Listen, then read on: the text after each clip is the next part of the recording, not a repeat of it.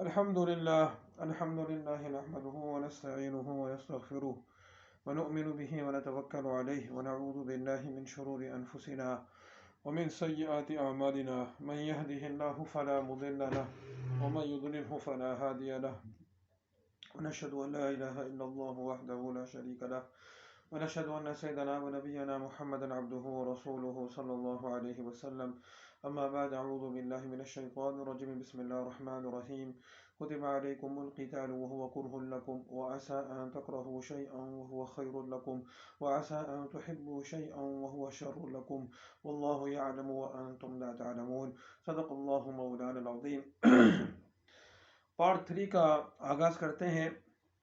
اس part کے اندر جو ہے ہم انشاءاللہ العزیز جو احادیث کے دلائل کا جو سلسلہ ہے وہ انشاءاللہ اس پارٹ میں جو ہے وہ ہم مکمل کر دیں گے. احادیث تو اور بھی بہت ساری ہیں، اور ویسے تو قرآن شریف کو جو قرآن شریف کے جو دلائل ہیں وہ پہلے لانے چاہیے تھے، لیکن چونکہ آصف عوان نے جو ہے وہ ایک حدیث پیش کی تھی ابن عمر رضی اللہ تعالی عنہ کی.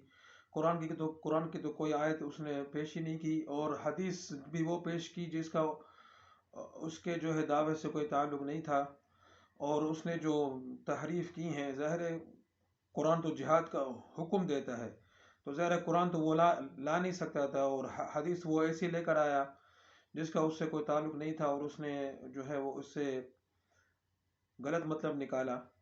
تو چونکہ وہ حدیث اس نے پیش کی تھی، اور تو اس حدیث کی تحقیق ہم نے پیش کی، اور اس سے متعلق جو احادیث تھیں، اس کے بعد احادیث کا ہی سلسلہ جو ہے وہ چلا.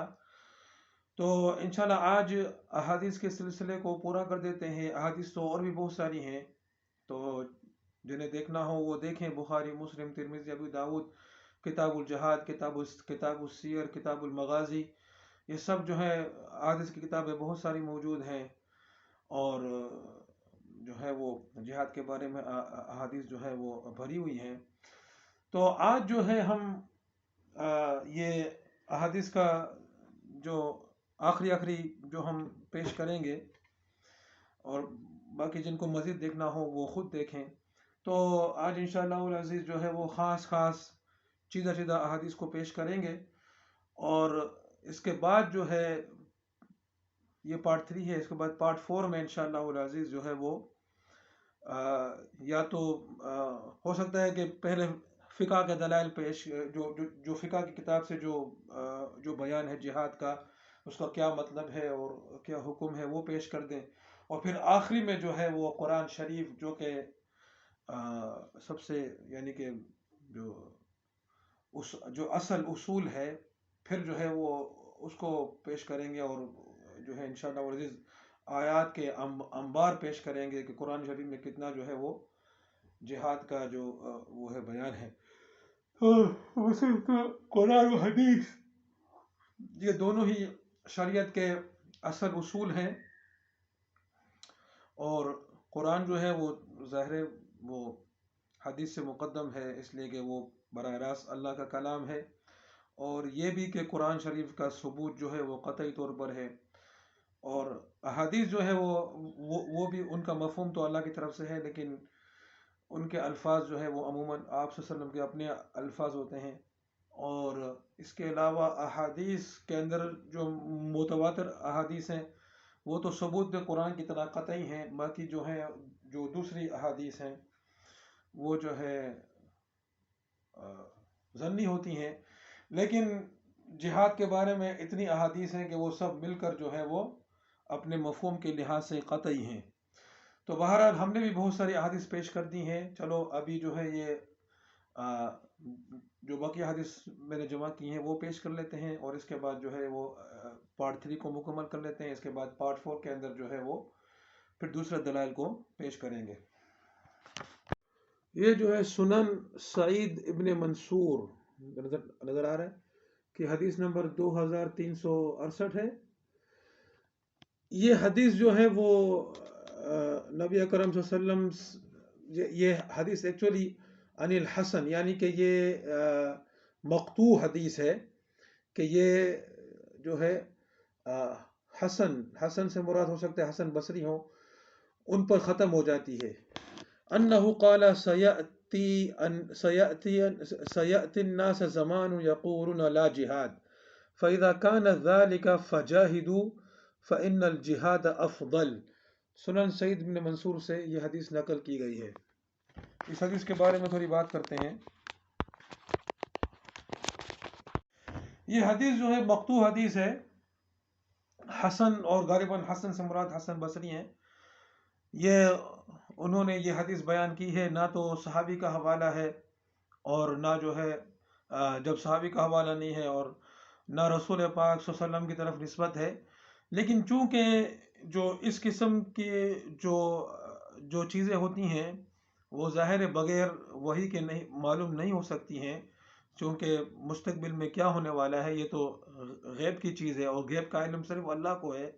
ہاں، اللہ پاک جو ہے وہ غیب کی بعض خبریں اپنے نبی کو وحی کے ذریعے بتاتا ہے، تو یہ باتیں ان کو پتہ چل جاتی ہیں اور ان کو جو ہے وہ انباء الغیب غیب کی خبروں سے تعبیر کیا جاتا ہے، ان کو غیب سے نہیں تعبیر کیا جاتا. یعنی کہ غیب کی جو بعض خبریں اللہ پاک جتنا چاہے اپنے انبیاء کرام علیہم الصلوات والسلام کو بتاتے ہیں، تو اس سے یہ نہیں ہے کہ نعوذ باللہ انبیاء کرام علیہم الصلوات والسلام عالم الغیب بن جاتے ہیں. اس لیے قرآن میں ہے کہ اللہ پاک نے نبی کرم صلی اللہ علیہ وسلم فرمایا کہ آپ کہہ دیجئے کہ مجھے غیب کا علم نہیں ہے. قُلْ لَا أَقُولُ لَكُمْ عِنْدِي خَزَائِنُ اللَّهِ وَلَا أَعْلَمُ الْغَيْبِ. آپ کہہ دیجئے کہ میرے پاس اللہ کے خزانے نہیں ہیں اور نہ میں غیب کو جانتا ہوں.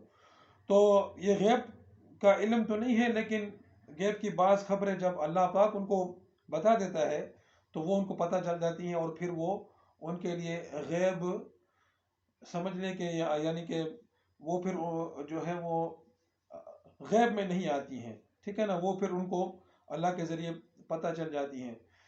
تو چونکہ یہ بھی مستقبل کے بارے میں مستقبل کے بارے میں خبر دی جا رہی ہے اور ایسی خبر جو ہے بغیر وحی کے پتہ نہیں چلتی، اور وحی جو ہے وہ صرف انبیاء کرام پر آتی ہیں اور نبی کرم صلی اللہ علیہ وسلم آخری نبی ہیں. تو یہ جو حدیث ہے یہ بھی حکمن جو ہے وہ مرفوع ہے، یعنی کہ اس کی اصل جو ہے نبی اکرم صلی اللہ علیہ وسلم ہی سے آئی ہوگی.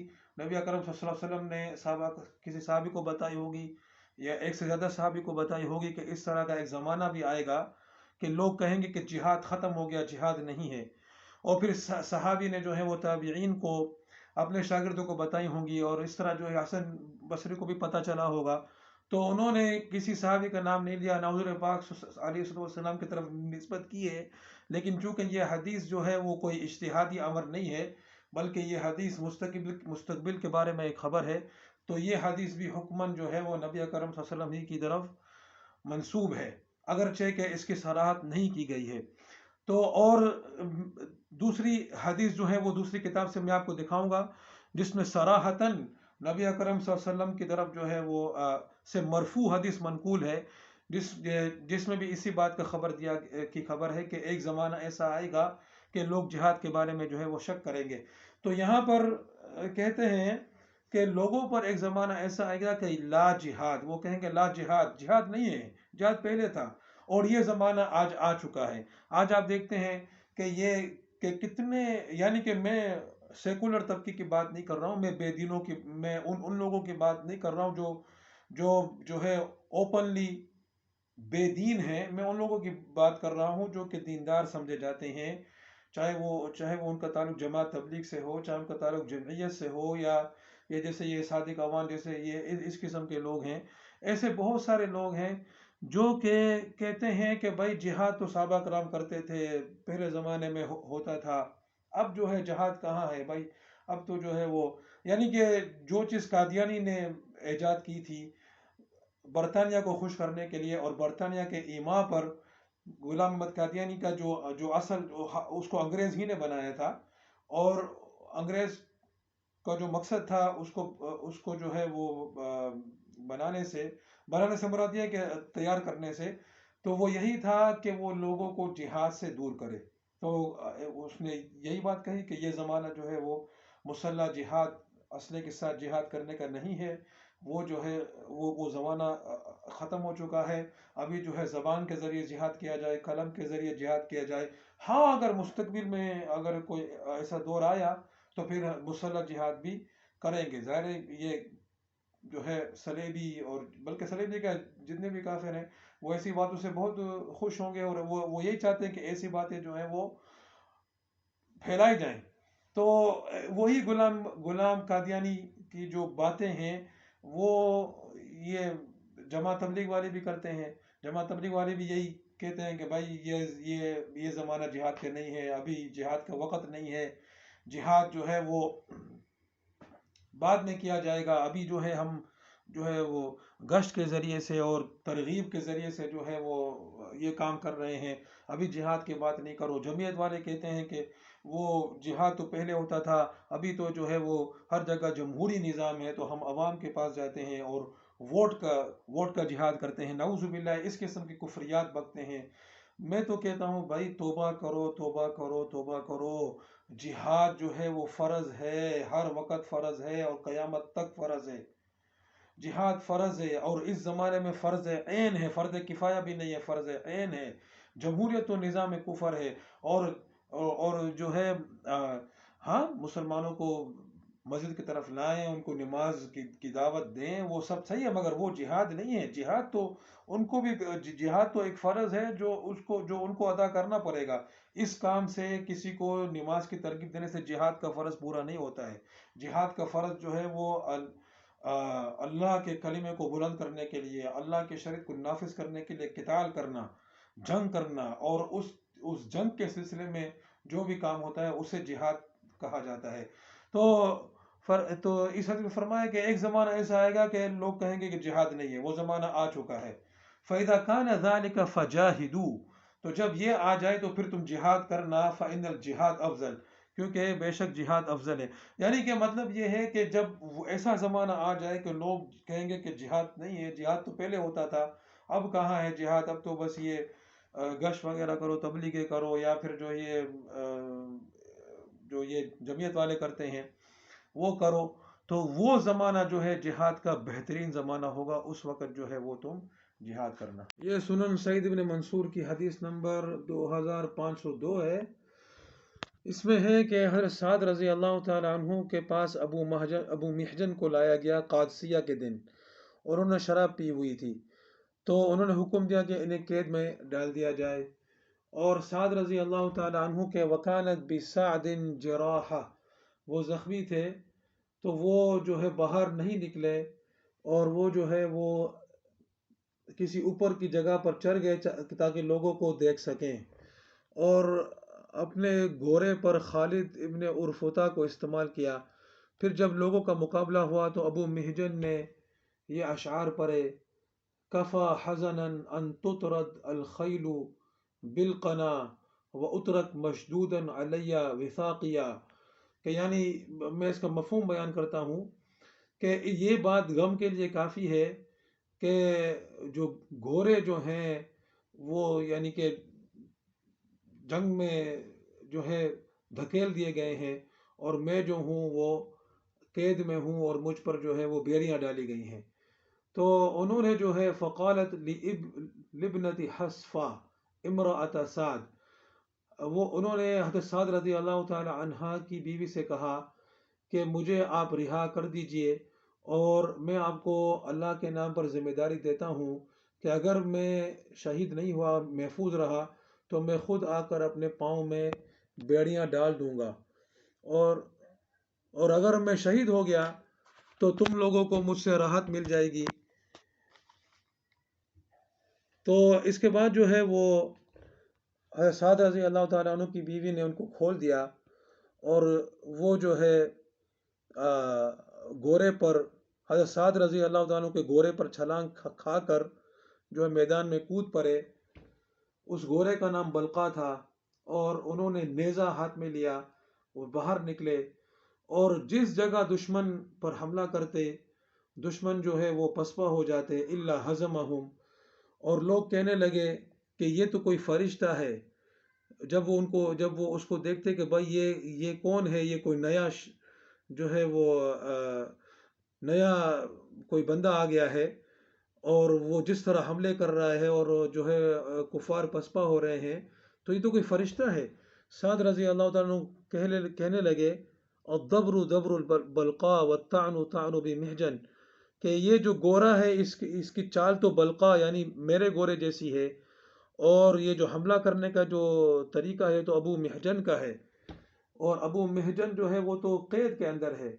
اور پھر جو ہے دشمنوں کو شکست ہو گئی، ابو محجن جو ہے واپس آ گئے، انہوں نے پاؤں میں بیڑیاں ڈال لیں، اور جو ہے حسفہ کی بیٹی یعنی سعد رضی اللہ تعالی عنہ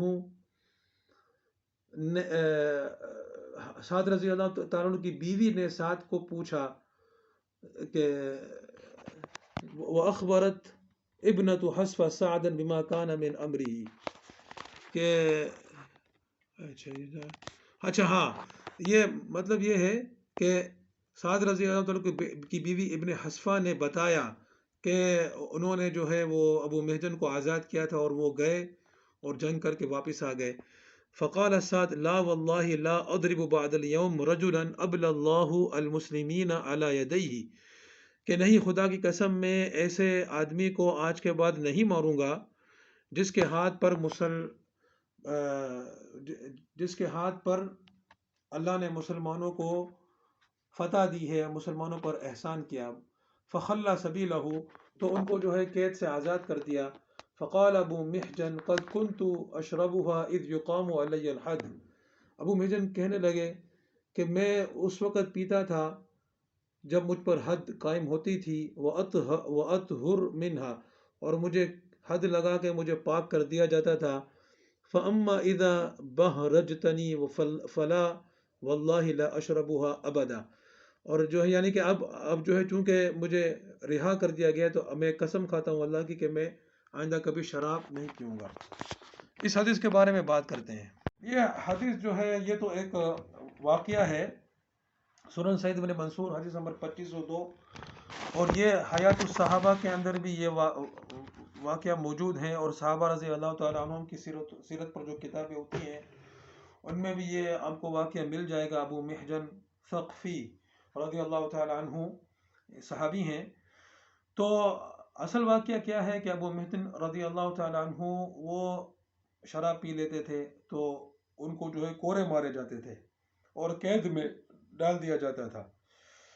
تو وہ فارس کے اندر حضرت سعد رضی اللہ تعالیٰ عنہ، سعد بن ابی وقاص رضی اللہ تعالیٰ عنہ، یہ عمر رضی اللہ تعالیٰ عنہ کی خلافت کا زمانہ ہے کہ وہ جو ہے سپہ سالار تھے فارس کے اندر، جو جہاد چل رہا تھا، مسلمان جو جہاد کر رہے تھے، اس میں سپہ سالار جو تھے سعد بن ابی وقاص رضی اللہ تعالیٰ عنہ تھے، اور مشہور جو جنگ وہاں پر ہوئی وہ جنگ قادسیہ تھی۔ تو حضرت سعد رضی اللہ تعالیٰ عنہ زخمی ہو گئے تھے، تو وہ جو ہے جنگ میں یعنی کہ جنگ کے میدان میں وہ نہیں گئے، بلکہ تھوڑا دور سے اوپر کی جگہ سے وہ جنگ کے میدان کو دیکھ رہے تھے، اس کا جو ہے وہ جائزہ لے رہے تھے، اور چونکہ وہ سپہ سالار تھے، سپہ سالاری کر رہے تھے، اور ابو محجن رضی اللہ تعالیٰ عنہ کو انہوں نے جو ہے ان کے پاؤں میں بیڑیاں ڈال دی تھی، اس لیے کہ انہوں نے شراب پی تھی۔ تو یہاں پر جو ہے واقعہ یہاں پر جو ہے اس طرح بہت اختصار کے ساتھ آیا ہے، کچھ زیادہ جو ہے طوالت کے ساتھ بھی یہ واقعہ ملتا ہے۔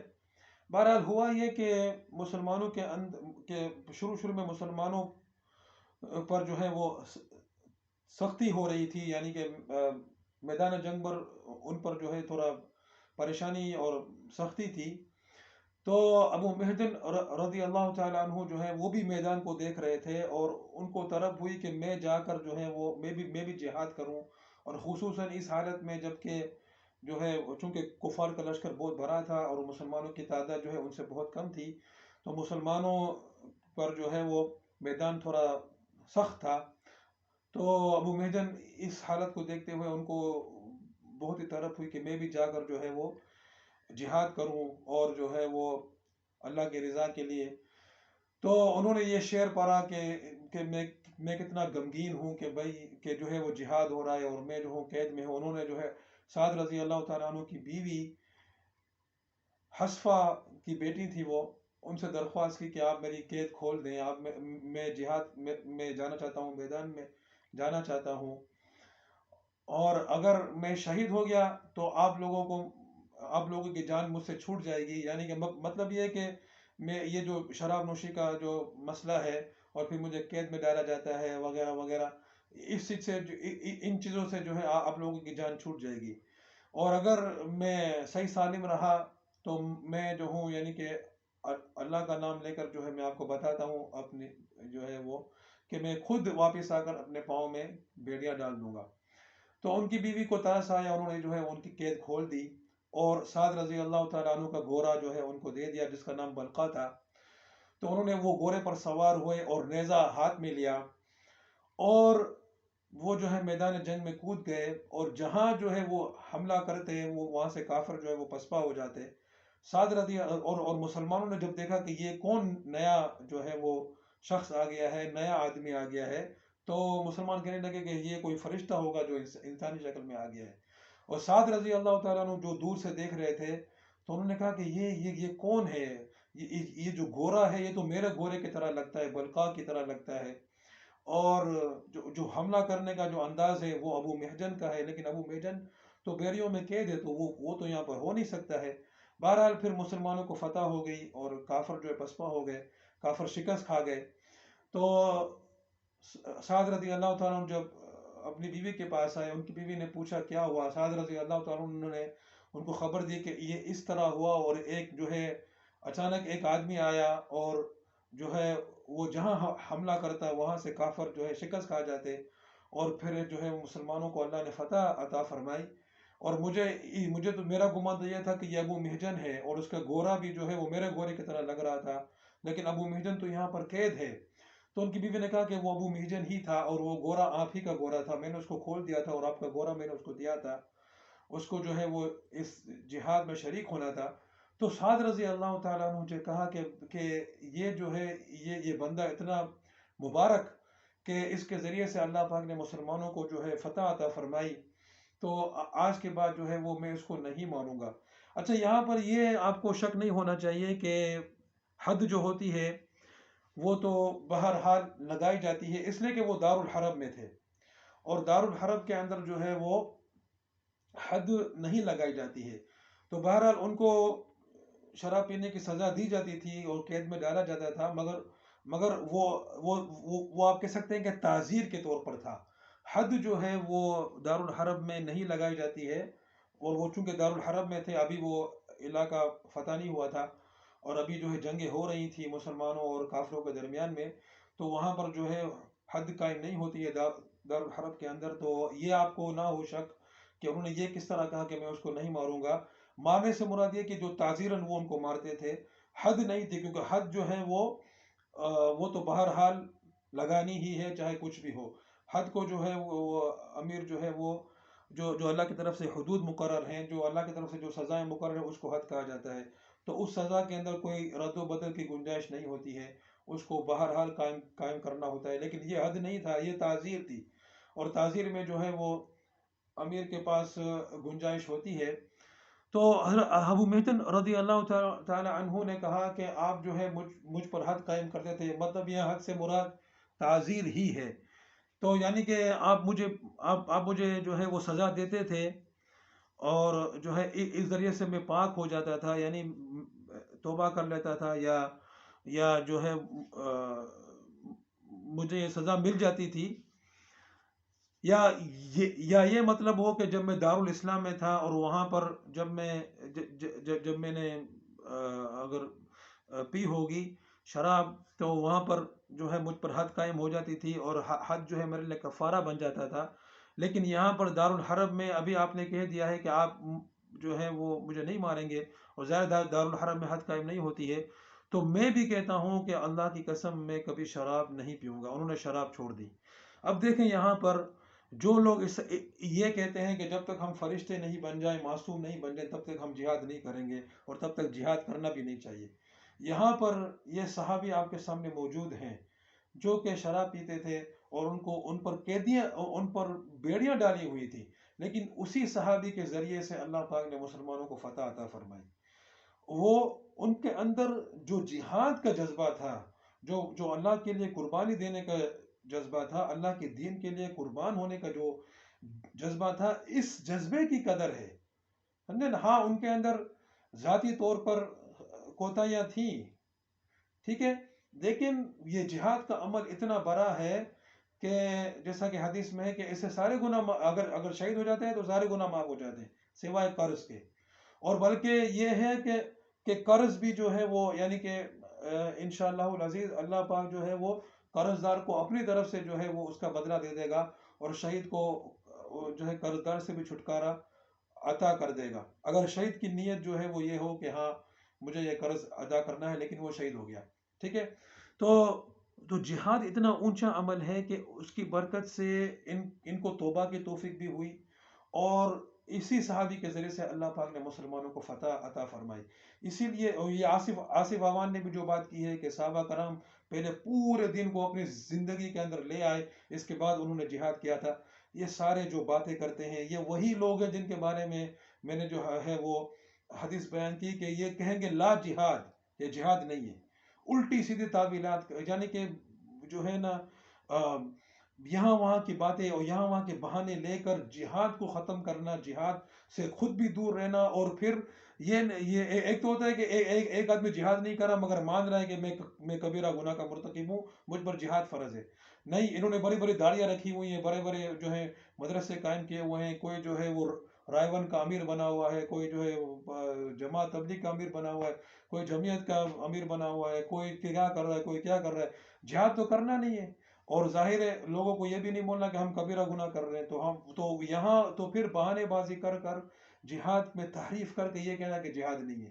بالکل وہی کام کر رہے ہیں، سمجھے نا؟ تو اس میں سے ایک یہ بھی ہے کہ جب تک ہم پورے دن کو ہمارے اندر نہیں آ جائے ہم جہاد نہیں کر سکتے، اور یہاں پر آپ نے دیکھ لیا اس حدیث کو اس واقعے کو بیان کرنے کا مقصد یہی تھا کہ کس طرح اللہ پاک نے ایک ایسے صحابی سے جو شراب پینے کی وجہ سے قید کے اندر تھے، اور انہوں نے توبہ اس کے بعد کی ہے، کوئی یہ نہ کہے کہ انہوں نے وہ توبہ کر چکے تھے، نہیں، توبہ انہوں نے بعد میں کی ہے، ٹھیک ہے، توبہ جب اللہ پاک نے ان کے ذریعے سے فتح عطا فرما دی، اور سعد رضی اللہ تعالیٰ عنہ نے کہہ دیا کہ اب میں تم کو نہیں ماروں گا، اور چونکہ وہ حد کا معاملہ نہیں تھا اس لیے تعزیر کا معاملہ تھا، انہوں نے ان کو چھوڑ دیا، اور اس وقت جو ہے انہوں نے توبہ کر لی، تو جہاد کے برکت سے توبہ بھی نصیب ہوئی، ان کے جہاد کی وجہ سے اللہ پاک نے مسلمانوں کو فتح یاب بھی فرمایا۔ تو اب جو ہے کوئی کس طرح کہہ سکتا ہے کہ بلکہ جو گنہگار ہے اس کے لیے تو جہاد وہ راستہ ہے کہ جس کے ذریعے سے اس کو توبہ کی توفیق ملے گی، جس کے ذریعے سے اس کو نماز پڑھنے کی بھی توفیق ملے گی، جب وہ جب وہ جہاد کے میدان میں جائے گا تو نماز بھی پڑھے گا، ایسا کیسے ہو سکتا ہے کہ وہ مجاہدین کے پاس ہوگا اور نماز نہیں پڑھے گا؟ وہ نماز بھی پڑھے گا، اگر روزے کا وقت آئے گا وہ روزہ بھی رکھے گا، اس کو اللہ پاک توبہ کی توفیق دے گا۔ تو یہ جو ہے نا، یہ صحابی جو ہے ان کا جو دل کے اندر جو جذبہ ہے جہاد کا، اور جو اللہ سے محبت ہے، اور اللہ کے لیے شہادت، اللہ کے لیے قربانی دینے کی جو محبت ہے نا، اس کی قدر ہے، ٹھیک ہے۔ تو اس حدیث سے یہ پتہ چل گیا کہ یہ کوئی بات نہیں ہے کہ پہلے میں فرشتہ بن جاؤں اس کے بعد میں جہاد کروں گا، نہیں، جہاد کرنا پڑے گا، جس طرح ہم یہ نہیں کہہ سکتے کہ جب تک میں پورے دن کو اپنے اندر نہیں لے آؤں میں نماز نہیں پڑھوں گا، نعوذ باللہ من ذالک، ایسا کبھی ہو سکتا ہے؟ بھائی نماز تمہیں پڑھنی پڑے گی، تمہیں زکوٰۃ دینی پڑے گی، تمہیں روزہ رکھنا پڑے گا، تمہیں جہاد بھی کرنا پڑے گا، ہاں، ان چیزوں کے جتنا تم اعمال میں آگے بڑھو گے اتنا تمہارا دین آتا رہے گا۔ یہ صحیح ابن حبان ہے، اس کی حدیث نمبر 4586 ہے، ابو سعید خدری رضی اللہ تعالیٰ عنہ اور ابو ہریرہ رضی اللہ تعالیٰ عنہ سے مروی ہے کہ رسول اللہ صلی اللہ علیہ وسلم نے فرمایا کہ تم لوگوں پر ایسے امراء آئیں گے جو تم میں سے بدترین لوگوں کو اپنے قریب کریں گے، اور نماز کو اپنے وقت سے مؤخر کریں گے، تو جو کوئی ان کو پالے تو وہ نہ منسٹر بنے، نہ پولیس آفیسر بنے، نہ ٹیکس کلیکٹر بنے، نہ جو ہے ٹریجرر بنے۔ یہ جو ہے حدیث ہے حسن حدیث، ٹھیک ہے۔ اس حدیث کے بارے میں بات کرتے ہیں۔ اس حدیث کے اندر نبی اکرم علیہ الصلوۃ والسلام فرماتے ہیں کہ تم لوگوں پر ایک ایسا زمانہ آئے گا کہ جب ایسے حکمران تم لوگوں پر آئیں گے جو کہ بدترین لوگوں کو اپنے پاس کریں گے، یعنی کہ جو نیک لوگ ہوں گے، جو دیندار لوگ ہوں گے، ان سے لا تعلق ہوں گے، ان کو دور کریں گے. جو بدترین لوگ ہوں گے، جو فساق ہوں گے، فجار ہوں گے، ان کو اپنے قریب کریں گے. اور نماز کو اپنے وقت سے مؤخر کریں گے، وقت پر نماز نہیں پڑھیں گے. اب اس سے مراد قضا کرنا بھی ہو سکتا ہے، اور اس سے مراد یہ بھی ہو سکتا ہے کہ جو نماز کا جو افضل وقت ہوتا ہے اس کو چھوڑ کر جو ہے وہ آخری وقتوں میں جب جو ہے وہ نماز مکروہ ہو جاتی ہے پڑھیں گے. تو جب ایسا زمانہ آ جائے تو تم میں سے کوئی منسٹر عریف کہتے ہیں یعنی منتظم، صدر، منسٹر وغیرہ، وہ نہ بنے. شرطین یعنی پولیس آفیسر، لا انفورسمنٹ جو قانون کے جو ادارے ہوتے ہیں اس میں کام کرنے والے. ولا جابین کہتے ہیں ٹیکس کلیکٹر کو، جو کہ ٹیکس کو جمع کرتا ہے. اور خازن جو ہے وہ خزانے سے، یعنی کہ جو خزانچی ہوتا ہے، جو ٹریجرر جس کو بولتے ہیں. تو نہ وہ منسٹر بنے، نہ پولیس آفیسر بنے، نہ ٹیکس کلیکٹر بنے، نہ ٹریجرر بنے، کچھ بھی نہیں بنے. جب ایسا زمانہ آ جائے، یہ جو احادیث ہے یہ کیوں نہیں پیش کر رہے ہیں؟ سمجھے نا، یہ لوگ جو ہیں حدیث کے یہاں وہاں سے ٹکڑے جوڑ کر جو ہے ایسی باتیں کرتے ہیں کہ جو ہے امیر کی اطاعت کرو، یہ کرو، وہ کرو. امیر کی اطاعت کب ہے؟ جب میں نے آپ کو حدیث دکھا دی ہے، وہ جب ہے جب وہ اللہ کی کتاب کے مطابق تم کو چلائے، اللہ کے دین کے مطابق تم کو چلائے. اس حدیث میں کیا فرمایا کہ جب ایسے لوگ آ جائیں تم لوگوں پر جو بدترین لوگوں کو اپنے پاس، یعنی کہ ان کے وہ خود ظاہر ہے جب بدترین لوگ ان کے کو وہ قریب کریں گے تو خود بھی بدترین ہی ہو گئے نا. تو یعنی کہ جو فساق فجار وہ لوگ جب تم پر آ جائیں اور وہ نمازیں بھی جو ہے وہ اپنے وقت سے مؤخر کرنے لگے. اور یہاں پر یہ سرات نہیں ہے کہ مؤخر کرنے سے کیا مراد ہے، قضا کرنا ہے یا اس کو اتنا، یعنی ایک تو ہوتا ہے قضا کرنا کہ اس کا بالکل وقت ہی نکل جائے، وہ تو کبیرہ گناہ ہے، ٹھیک ہے. اور ایک ہوتا ہے کہ جو اس کا جو افضل وقت ہے وہ نکل جائے اور مکروہ وقت میں آ جائے. تو یہ بھی جو ہے وہ گناہ کی بات ہے. تو جب ایسے لوگ آ جائیں تو ان کے لیے کوئی کام نہیں کرنا، صحیح ہے. ان کی انتظامیہ کا بوائکاٹ کر دینا، ان کے لیے پولیس آفیسر نہیں بننا، ان کے لیے ٹیکس کلیکٹر نہیں بننا، ان کے کوئی کام نہیں کرنا. جب ان کا کوئی کام کرنے والا نہیں ہوگا، جب اس حدیث پر سب عمل کریں گے تو کیا ہوگا؟ ان کی جو حکومت ہے وہ ختم ہو جائے گی، ان کا جو انتظام ہے وہ ختم ہو جائے گا. اب جو ہے یہ تو یہاں جو حدیث ہے اس میں اس بات کی وہ صراحت نہیں ہے کہ یہ لوگ کفر کرنے والے ہوں گے، کیونکہ شرار الناس اور یؤخرون الصلاۃ عن مواقیتها، کہ وہ نماز کو مؤخر کر کے پڑھیں گے. اب جو ہے آج کی ریاستوں کی بات کرتے ہیں جن کو نماز پڑھنے ہی نہیں آتی ہے. یہ ایسے لوگ ہیں جب پارلیمان میں کھڑے ہوتے ہیں تو سورۃ الاخلاص بھی صحیح طریقے سے نہیں پڑھ سکتے ہیں، ان کو قرآن شریف پڑھنے نہیں آتا ہے، ان کو نماز پڑھنے نہیں آتی ہے. اور جب وہ کبھی دکھلاوے کے لیے نماز پڑھتے ہیں تو ان کی ویڈیو بن کر لوگوں کو دکھائی جاتی ہے کہ دیکھو یہ کس طرح نماز پڑھ رہے ہیں، کہ ان کو نماز کا جو ہے وہ الف با بھی نہیں آتا ہے. تو ایسے لوگ جو نماز پڑھنے والے ہیں ہی نہیں، بلکہ ان کو دین سے چڑ ہے، وہ صلیبیوں کے غلام ہیں، صلیبیوں کے قانون پر چلنے والے ہیں، صلیبیوں کے قانون کو نافذ کرنے والے ہیں. اور شرار الناس، وہ یقربون شرار الناس، کہ وہ بدترین لوگوں کو اپنے قریب کریں گے. یہ تو کافروں کو اپنے قریب کرتے ہیں. بھائی ان کے قریب کون ہے؟ ان کے قریب امریکہ ہے، ان کے قریب برطانیہ ہے، ان کے قریب جو ہے وہ ورلڈ بینک ہے، ان کے قریب IMF ہے. یہ تو ان کے غلام ہے. اور سمجھے نا، اور یہ لوگ قریب نہیں کرتے بلکہ یہ ان کے تلوے چاٹتے ہیں. ٹھیک ہے. تو جب ایسے لوگ ہوں، ٹھیک ہے، اور پھر یعنی کہ اللہ کے دستور کو نہ ماننے والے، انہوں نے جو ہے ایک بالکل کفر نظام قائم کر کے رکھا ہوا ہے، جہاں پر قانون سازی جو ہے وہ اللہ کے قانون کو قانون نہیں مانتے بلکہ جو پارلیمنٹ جو قانون ہے اس کو قانون مانتے ہیں. یہ تو کفر والی بات ہے. تو جب ایسے لوگ آ جائیں تو پھر کیا کرنا چاہیے؟ کیا ان کے لیے پولیس آفیسر بننا چاہیے؟ کیا ان کے لیے فوجی بننا چاہیے؟ کیا ان کے لیے صدر بننا چاہیے، منتظم بننا چاہیے؟ کیا ان کی مدد کرنا چاہیے کہ ان کا جو نظام ہے، ان کی جو ریاست ہے وہ چلے؟ نہیں، یہاں پر فرمایا کہ تم ان کے کوئی کام نہیں کرنا بلکہ ان کا بوائکاٹ کر دینا تاکہ ان کی ریاست بیٹھ جائے، ختم ہو جاؤ، ان کی ان کی ریاست. اور یہ ان لوگوں کے بارے میں ہے جو نماز پڑھتے ہیں مگر مؤخر کرتے ہیں. یہ ان لوگوں کے بارے میں ہے جن کو آپ فساق فجار کہہ سکتے ہیں. یہ تو کفر تک پہنچے ہوئے ہیں.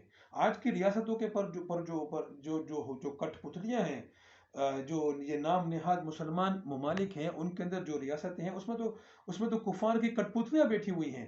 سمجھے نا؟ تو ایسے لوگ جب ہوں تو آپ یہ کہیں گے کہ بھئی ان کی سماعت کرو، ان کی اطاعت کرو. لا حول ولا قوت الا باللہ. یہ تم کیا اسلام کے نام پر تحریف کر رہے ہو، قرآن و حدیث کی تحریف کر رہے ہو، اور لوگوں کو کیا سکھا رہے ہو؟ ان کے خلاف تو جہاد کرنا فرض ہے، یہاں تک کہ اسلامی نظام قائم ہو، اسلامی قانون قائم ہو. یہ پارلیمان، یہ جن کو انہوں نے خدا کا درجہ، یہ ایک بت ہے، ایک شرک جلی ہے، اس کا خاتمہ ہو.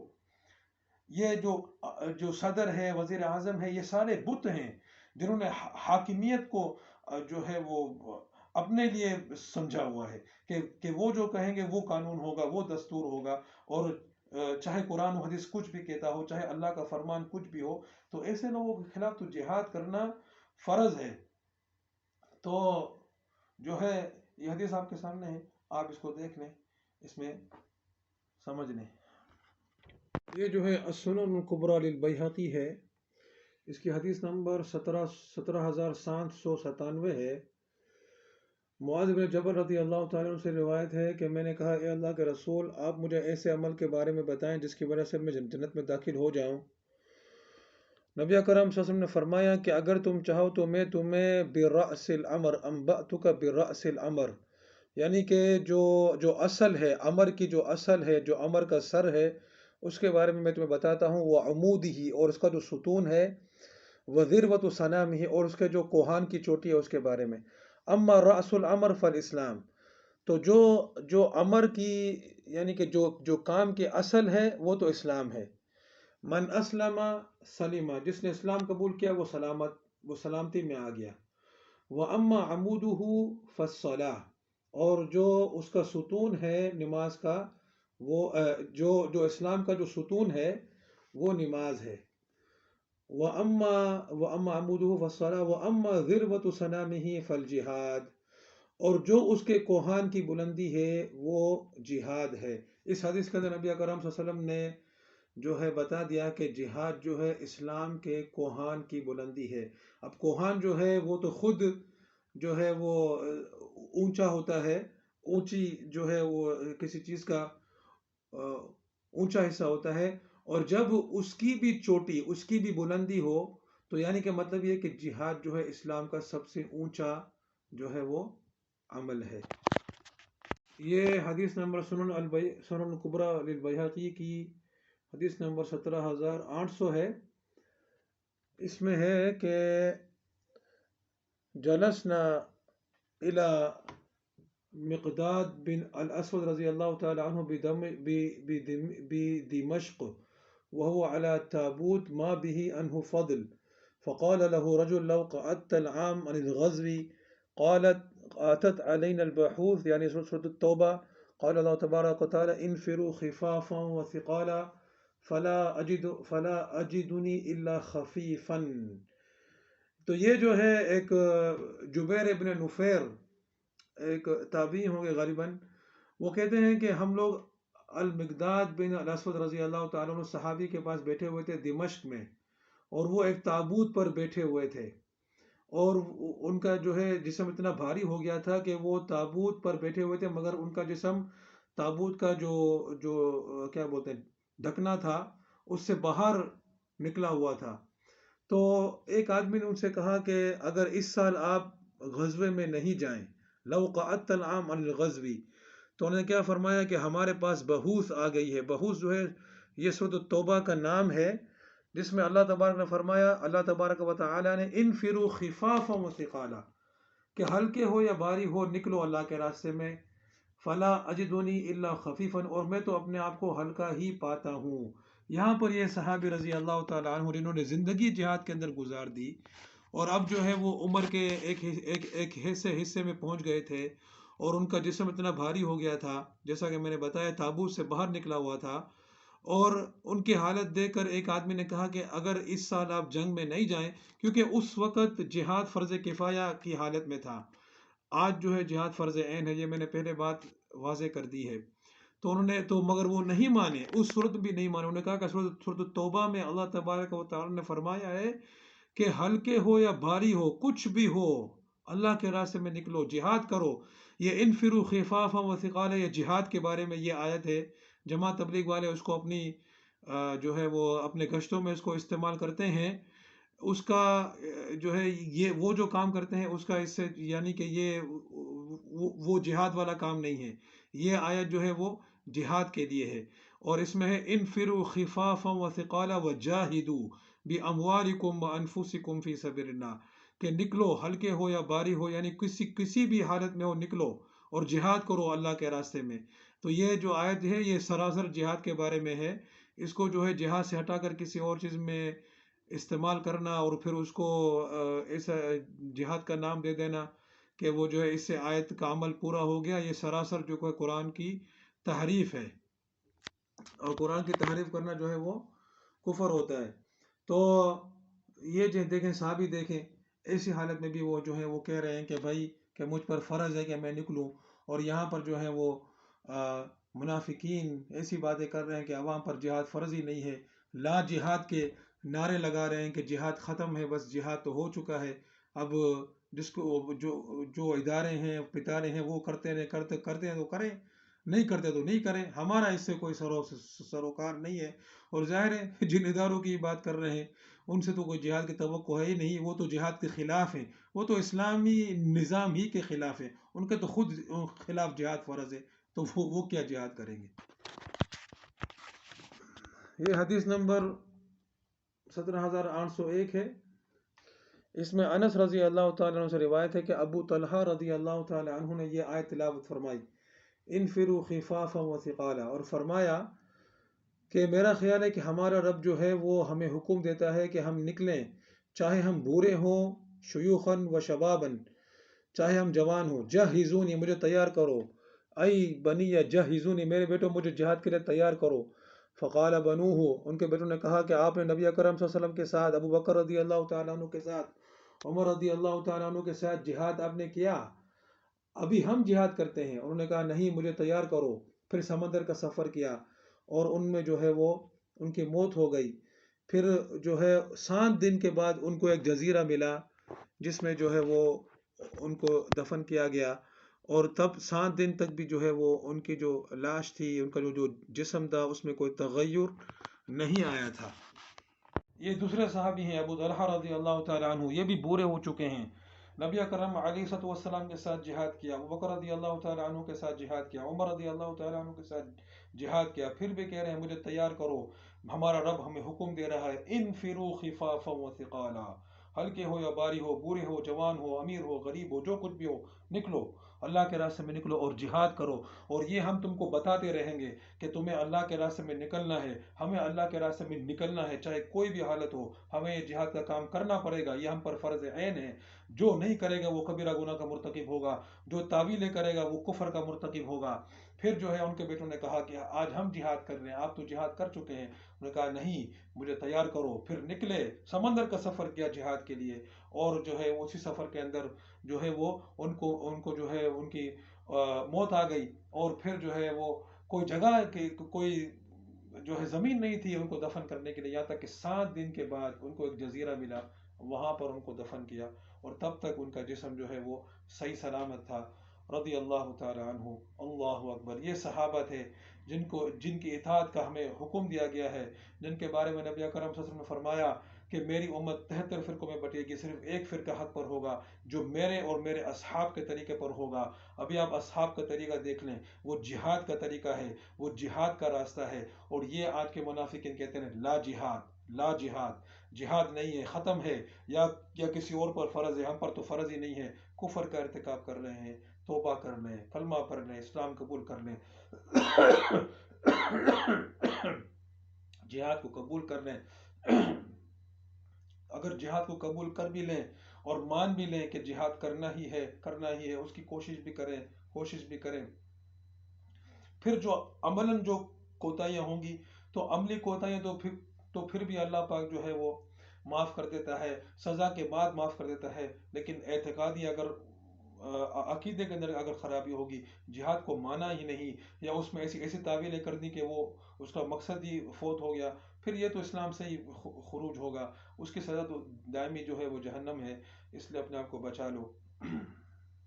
سنن البیہقی کی حدیث نمبر 17813 ہے، اس میں نبی اکرم صلی اللہ علیہ وسلم سے روایت ہے کہ جہاد الکبیر والضعیف والمرأة الحج والعمرہ، کہ بوڑھے آدمی کا، کمزور یعنی ضعیف، جو ضعیف ہو، اس کو طاقت نہیں ہے، بیمار ہے، اور عورتوں کا جہاد جو ہے وہ حج اور عمرہ ہے۔ اس حدیث کو بیان کرنے سے مقصد یہ ہے کہ یہاں پر بتا دیا کہ کن لوگوں پر جہاد فرض نہیں ہے، ان کے لیے جہاد حج اور عمرہ ہے۔ وہ جو جہاد نہیں کر سکتے، ان کے پاس طاقت نہیں ہے، یعنی کہ وہ نہیں، طاقت نہیں، وہ ان کے پاس عذر ہے، طاقت کی بات نہیں ہے، ان کے پاس عذر ہے کہ وہ جو ہے بوڑھے ہو گئے ہیں، یا ضعیف ہیں، یعنی بیمار ہیں جسمانی طور پر، وہ جو ہے اس کے قابل نہیں ہے جہاد کرنے کے، یا جو ہے وہ عورت، تو ایسے لوگوں کا جہاد جو ہے وہ حج اور عمرہ ہے۔ اگر جہاد جو ہے عوام پر فرض نہیں ہوتا تو پھر یہ بیان کرنے کی کیا ضرورت تھی کہ ایسے ایسے لوگوں پر جہاد فرض نہیں ہے؟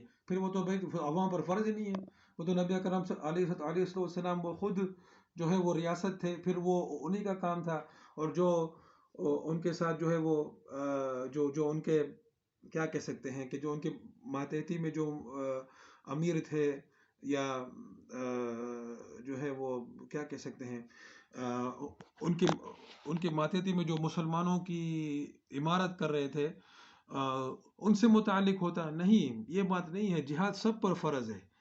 تو جب جہاد سب پر فرض ہے تو ظاہر ہے کچھ ایسے لوگ ہیں جو جہاد کرنے سے قاصر ہیں، جیسے عورت ہے، کمزور ہے، ضعیف ہے، ضعیف سے مراد یہ ہے کہ وہ اس کو کوئی ایسا اس کے جسم کے اندر ایسا کوئی مسئلہ لاحق ہے کہ وہ جہاد نہیں کر سکتا ہے، وہ جسمانی طور پر اس کے لیے قابل نہیں ہے۔ ضعیف کا مطلب یہ نہیں ہے کہ چلو بھائی میں جو ہوں، آدمی اپنے آپ کو ضعیف کہہ کر جو ہے وہ جہاد سے جان چھڑا لے، نہیں، مطلب یہ نہیں ہے۔ ضعیف کا مطلب یہ ہے کہ وہ جسمانی طور پر اس سے قاصر ہے، اس کے اندر کوئی اس کے جسم کے اندر ایسا کوئی مسئلہ ہے۔ اور کبیر سے مراد جو ہے وہ بوڑھا، تو وہ ظاہر جب بوڑھا ہو جاتا ہے تو اس وقت بھی جسم جو ہے وہ اس قابل نہیں رہتا ہے، تو ایسے لوگوں کے بارے میں فرمایا کہ ان کا جہاد جو ہے وہ حج اور عمرہ ہے۔ یہ حدیث نمبر 17821 ہے، یہ عمر ابن الجموح کا واقعہ ہے رضی اللہ تعالی عنہ، کہ وہ شدید طور پر لنگڑے تھے، اعرج شدید العرج، ان کے 4 بیٹے تھے جوان، جو کہ رسول پاک صلی اللہ علیہ وسلم کے ساتھ جہاد کرتے تھے۔ رسول پاک صلی اللہ علیہ وسلم جب احد کی طرف گئے تو ان کے بیٹوں نے کہا کہ آپ کے لیے اللہ پاک نے رخصت کر دی ہے، تو آپ جو ہیں اگر بیٹھ جائیں، اور ہم جو ہیں اس کے لیے کافی ہیں، اللہ پاک نے آپ سے جہاد کو، یعنی کہ جہاد کی فرضیت کو آپ سے ہٹا دیا ہے۔ عمر ابن الجموح رضی اللہ تعالی عنہ رسول اللہ صلی اللہ علیہ وسلم کے پاس آئے اور کہا کہ اے اللہ کے رسول، یہ میرے بیٹے مجھے منع کرتے ہیں کہ میں آپ کے ساتھ جہاد کے لیے نکلوں، اور میری خواہش تو یہ ہے کہ میں جنت میں اپنے اس لنگڑے پاؤں کے ساتھ چلوں۔ تو رسول اللہ صلی اللہ علیہ وسلم نے فرمایا کہ دیکھو، تم پر اللہ پاک نے جہاد کو فرض نہیں کیا، فقط وضع اللہ عنک الجہاد۔ اور ان کے بیٹوں سے کہا کہ جو ہے کیا بات ہے، یعنی کہ تم ان کو منع نہیں کرو، اور جو ہے ہو سکتا ہے اللہ پاک ان کو شہادت عطا فرمائے۔ رسول اللہ صلی اللہ علیہ وسلم کے ساتھ جہاد میں شرکت کی، اور احد کے دن جو ہے وہ شہید ہو گئے۔ اس حدیث کے بارے میں بات کرتے ہیں۔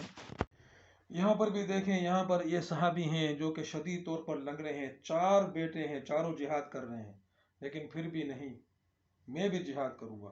اور پھر جو ہے وہ ان کے بیٹے ان کے کہتے ہیں کہ آپ تو لنگڑے ہیں۔ جو وہاں پر جو ضعیف کا لفظ آیا تھا پچھلی حدیث میں، اس سے مراد ایسا ہی لوگ ہیں کہ جو جسمانی طور پر قاصر ہیں جہاد کرنا تھا۔ ظاہر ہے جو آدمی لنگڑا ہو یا اندھا ہو، ایسا آدمی جو ہے لڑنے کے قابل نہیں ہوتا ہے، لیکن انہوں نے نبی اکرم صلی اللہ علیہ وسلم سے کہا کہ میری تو خواہش ہے کہ میں اسی لنگڑے پاؤں سے چلوں، اور ظاہر جنت میں تو اللہ پاک ان کا لنگڑا پن بھی ختم کر دے گا، تو یعنی کہ میں جنت میں چلوں پھروں۔ نبی اکرم علیہ وسلم نے بھی انہیں کہا کہ دیکھو، تمہارے لیے رخصت ہے، تم معذور آدمی ہو، تم پر جہاد فرض نہیں ہے۔ اور ان کے بیٹوں سے بھی، اور یہ تو ان کو کہا، مگر ان کے بیٹوں سے کہا کہ انہیں چھوڑ دو، ہو سکتا ہے کہ اللہ پاک ان کو شہادت دے دیں۔ صحیح ہے، ٹھیک ہے، ان پر فرض نہیں ہے، مگر ان پر زور یعنی ان پر زور نہیں کرو کہ وہ نہ جائیں، چھوڑ دو ان کو. اور یہ نکلے احد کی جنگ میں اور شہید ہو گئے رضی اللہ تعالی عنہ. یہ صحابہ کرام کا جذبہ تھا کہ فرض نہیں ہے جہاد ان پر، پھر بھی نکل رہے ہیں، پھر بھی شہادت کے پانے کے اس میں لگے ہوئے ہیں. اور آج کل کے لوگ ہیں جو کہ کوئی کہتا ہے کیا، کوئی کہتا ہے کیا، کوئی کہتا ہے کیا، کوئی کہتا ہے کیا، کوئی کہتا ہے کیا، سب جہاد سے بھاگ رہے ہیں، سب جہاد سے بھاگ رہے ہیں. لیکن ایک بات یاد رکھ لو کہ اگر جہاد نہیں کرو گے تو کبیرہ گناہ کے مرتکب ہوگے. اور اگر اس قسم کی تعویلات جو کر رہے ہیں لوگ، جس کا میں نے یہاں پر ذکر کر دیا ہے، اس قسم کی تعویلات کریں گے تو اسلام ہی سے خارج ہو جائیں گے. یہ جہاد کا انکار ہے، اور جہاد کا انکار جو ہے وہ کفر ہے. یہ معرفت السنن والآثار ہے. من لا یجب علیہ الجہاد، جس پر کس پر جہاد واجب نہیں ہے. قال الشافعی فی الاسناد الذی ذکرنا فلما فرض اللہ الجہاد دل فی کتابه ثم علی لسان نبیہ صلی اللہ علیہ وسلم ان لم یفرض الخروج الى الجہاد علی مملوک او انثى ولا حر لم یبلغ.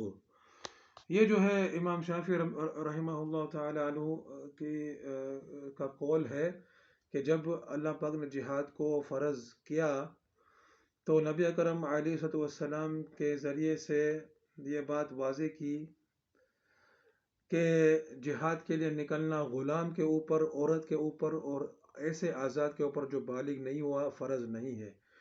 یہ تو ہم نے امام شافعی کا بتا دیا. اور جو احناف کے تو باقاعدہ ہم ان کی جو ہے فقہ احناف کی کتابوں سے آپ کو دکھائیں گے انشاءاللہ العزیز. تو یہاں پر بھی دیکھیں، یہاں پر بھی کیا کہا کہ کس پر جہاد فرض نہیں ہے، ایک عورت پر، ایک نابالغ پر اور ایک غلام پر. تو پتہ یعنی مطلب یہ ہے کہ ان کے سوا سب پر جہاد فرض ہے. اگر جہاد عوام پر فرض نہیں ہوتا تو یہاں پر دیکھیں امام شافعی فرما رہے ہیں، صحیح ہے نا، امام شافعی یعنی امام شافعی اپنے زمانے کی بات کر رہے ہیں. اچھا یہ بھی یہ کیا نام ہے اس کا، عوان، آصف عوان نے یہ بات کہی ہے کہ نبی اکرم علیہ الصلوۃ والسلام کے زمانے میں جو ہے وہ ایسا سسٹم نہیں تھا. اور پھر جو ہے ابو بکر عمر رضی اللہ تعالی عنہما اور ان کے بعد جو ہے باقاعدہ جو ہے وہ فوج بن گئی تھی اسلامی. تو اس کے بعد عوام کے اوپر جہاد فرض نہیں تھا. نعوذ باللہ من ذالک، لا حول ولا قوۃ الا باللہ. وہ اگر فرض کفایہ اگر اس وقت تھا تو پھر تو یہ جو ہے وہ فرض کفایہ کوئی بھی کرے، ٹھیک ہے نا، کوئی بھی مسلمان کرے اتنی تعداد میں کہ وہ اس کے لیے کفایت کر جائے تو پھر باقی مسلمانوں پر فرض نہیں رہے گا. مگر یہ فرض کفائی کی بات ہے. اگر فرض عین ہو جائے گا تو پھر تمام جو ہے وہ اس پر جو ہے فرض ہوگا. اب یہ جو ہے اگر ایک فوج ہے مثال کے طور پر، اور میں اسلامی فوج کی بات نہیں کر رہا ہوں، میں آج کے دور کی فوج کی بات کر رہا ہوں، جو جہاد کی جیم سے بھی بھاگتی ہو، تو کیا ان کے جہاد نہ کرنے سے عوام پر سے جہاد ختم ہو جائے گا؟ نعوذ باللہ من ذالک. بھائی وہ لوگ تو جہاد کے دشمن ہیں، ان سے جہاد کی کیا توقع ہے؟ وہ تو اسلامی کے دشمن ہیں، وہ تو اسلام نظام چاہتے ہی نہیں ہیں. ان کو چھوڑو، وہ تو کر رہے ہی نہیں ہے نا، سمجھے جو تو. اور یہ بھی تو وہ تو کر رہے ہی نہیں ہے تو بہرحال ہم پر فرض ہے. اور بالفرض اگر وہ کر رہے بھی ہوتے ہیں نا تو اس زمانے میں پھر بھی ہم پر فرض ہوتا، کیونکہ اس زمانے میں جہاد فرض عین ہے.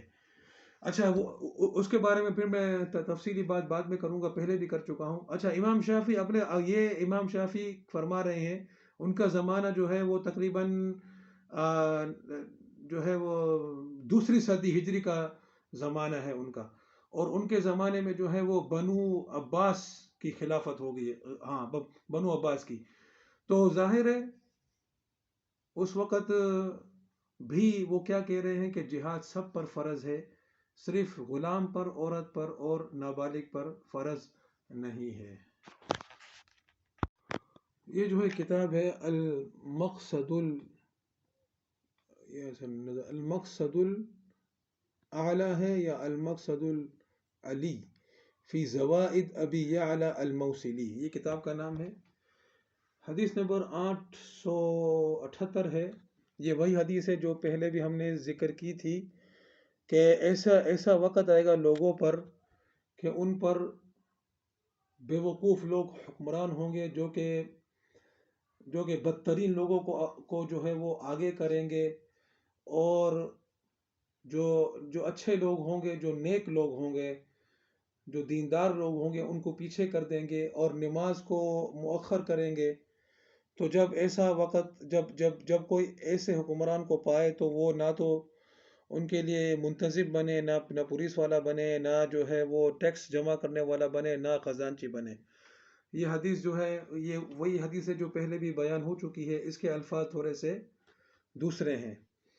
دوسری حدیث جو ہے 879 ہے، ابو برزہ رضی اللہ تعالیٰ سے روایت ہے کہ رسول اللہ صلی اللہ علیہ وسلم نے فرمایا کہ میرے بعد ایسے ائمہ آئیں گے، یعنی حکمران، کہ اگر تم ان کی اطاعت کرو گے تو وہ تمہیں کافر بنا دیں گے۔ ان اطعتموہم اکفروکم وَإِنْ عَصَيْتُمُوهُمْ قَتَلُوكُمْ، اگر تم ان کی نافرمانی کرو گے تو وہ تمہیں قتل کر دیں گے۔